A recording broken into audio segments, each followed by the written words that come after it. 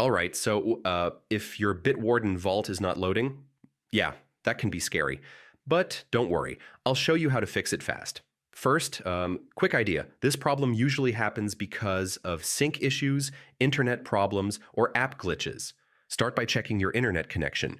If you're offline or the connection is unstable, your vault won't load.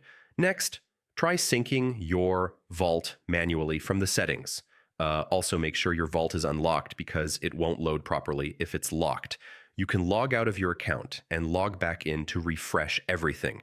Make sure your Bitwarden app is updated to the latest version.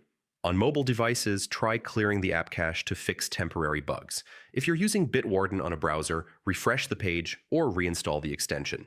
You should also check if Bitwarden servers are down. If they are, you'll need to wait. If nothing works, reinstall the app completely.